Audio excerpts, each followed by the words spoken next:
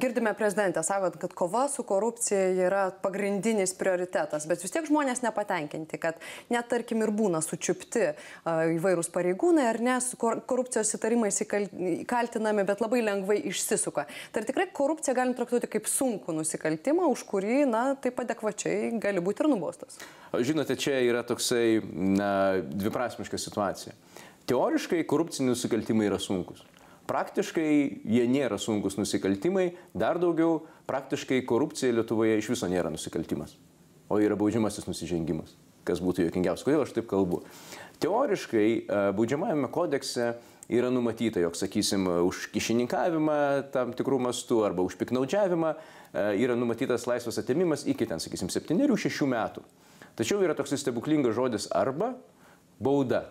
Ir teismai dažniausiai taiko, aišku, baudą, kadangi tai yra pirmą kartą žmogus daro, iš viso yra sudėtinga suprasti, reiškia, kad žmogus darytų korupcinį nusikalstamą veiklą antrą kartą. Todėl, kad jeigu, sakysim, tai policijoje, jis jau po pirmos veikos išeina iš policijos, jam iškeliama byla ir jis daugiau niekada policijoje nesidarbins. Kaip jis padarys tą nusikalstamą veiklą antrą kartą, nesuprantama. Taigi, gaunasi kas, kad lyg ir teoriškai, formaliai mes turime įstatymą, kuris sakytų, kad tai yra sunkus nusikaltimas, tačiau praktiškai, man dabar net sunku būtų prisiminti atvejį, kuomet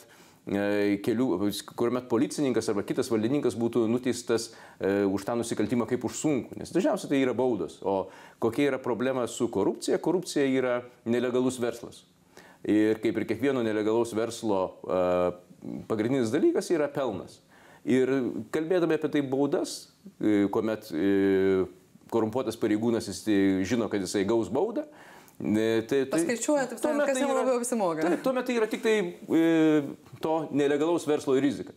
Tai vat ir visas skaičiavimas. Tai iš tiesų tie policininkai ar valdininkai, ar apskritai valstybės tarnautojai, kurie daro korupcinės nusikalstamas veikas, jie supranta, kad jie laisvės atėmimo bausmės praktiškai niekada negaus.